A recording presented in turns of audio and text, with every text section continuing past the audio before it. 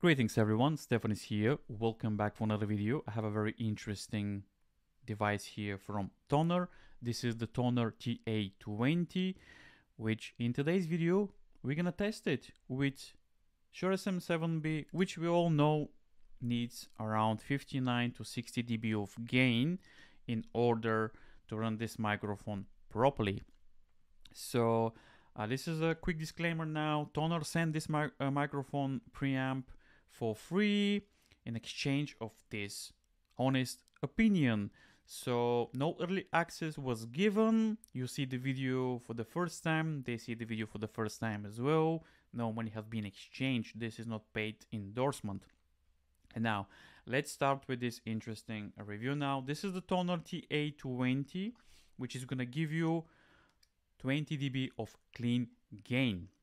So why you will need a mic activator? Let's explain.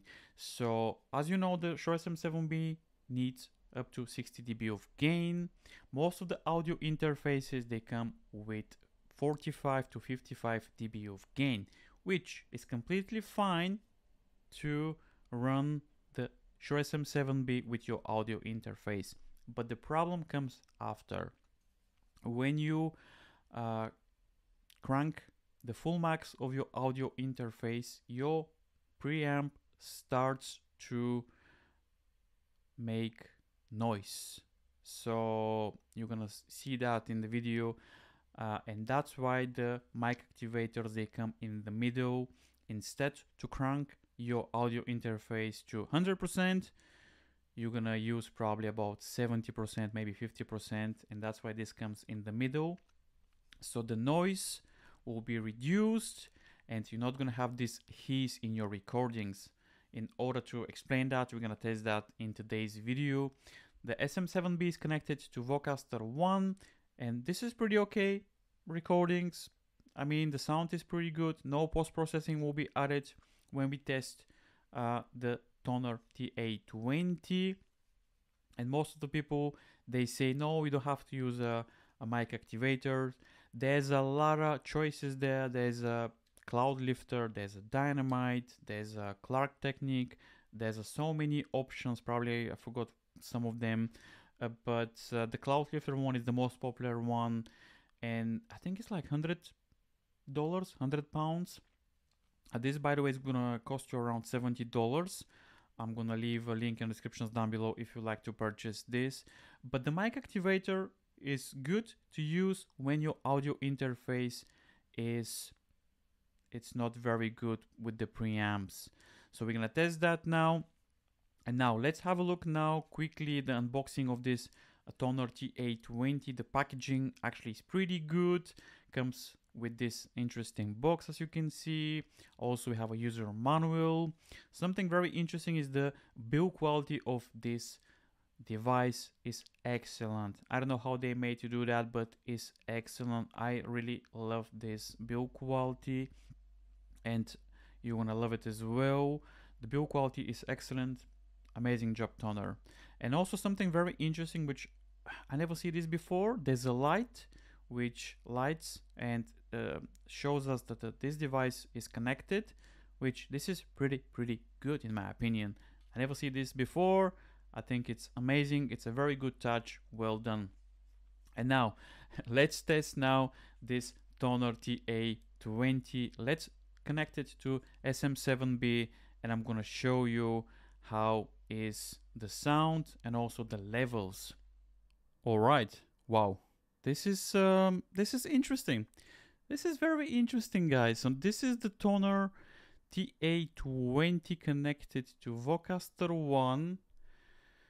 And also you can see the levels on the Vocaster 1 as well.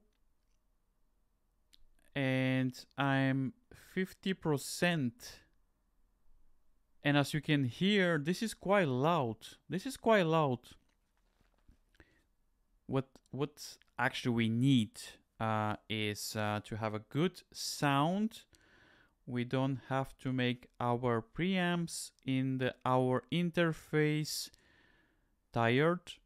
And if we crank the volume, we're gonna start to hear some noise, some hiss, which, as you can hear here, sounds pretty good.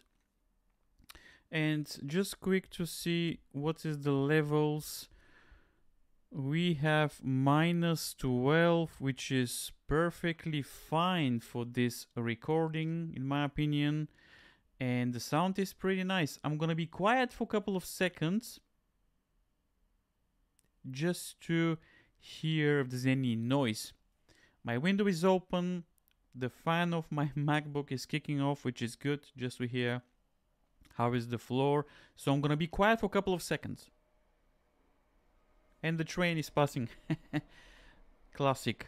But anyway, I'm gonna be quiet for a couple of seconds just to hear if there's any noise.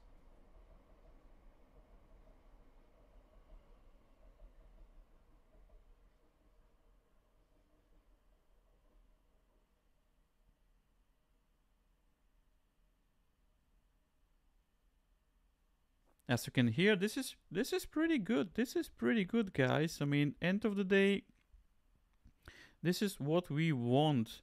We want clean sound. We want sound that doesn't color actually the sound. I mean, if I'm honest with you, this actually sounds pretty good. Sounds pretty good, actually. And I'm quite impressed. For $70, the build quality is great. And the sound is nice. As you can see on the side here, 50%, and it's very, very healthy.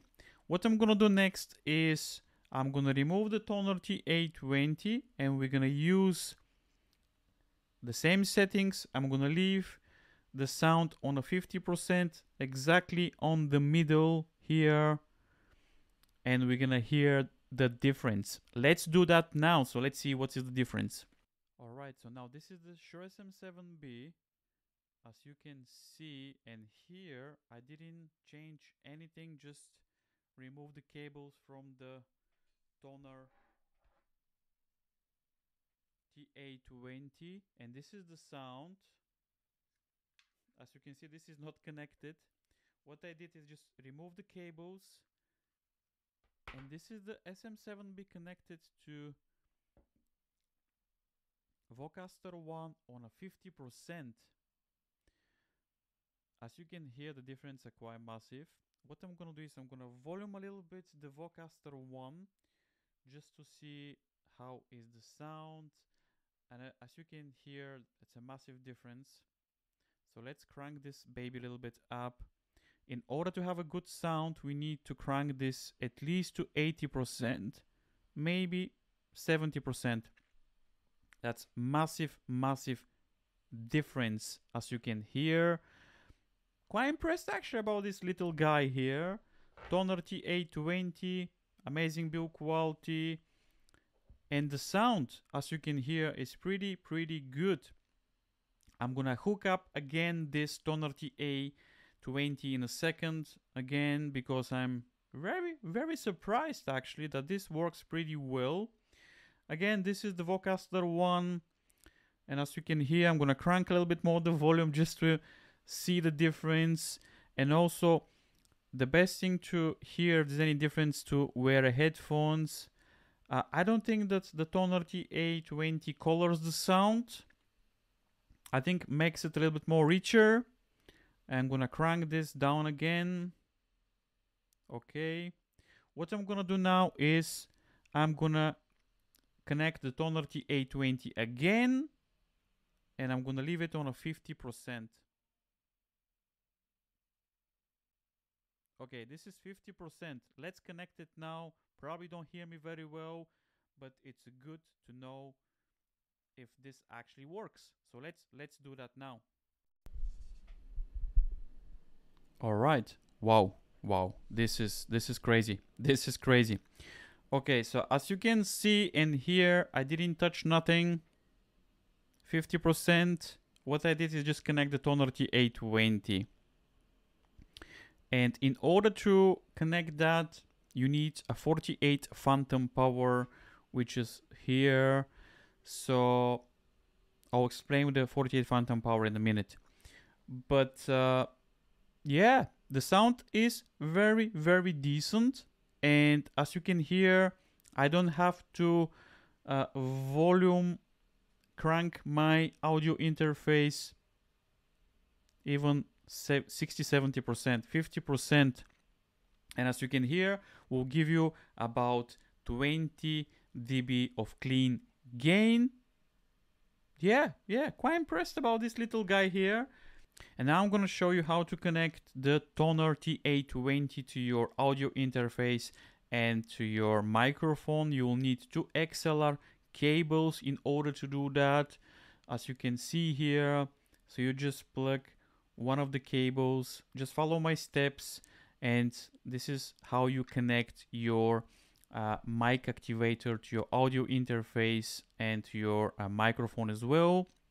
And then you will need to activate 48 phantom power in order to use the mic activator.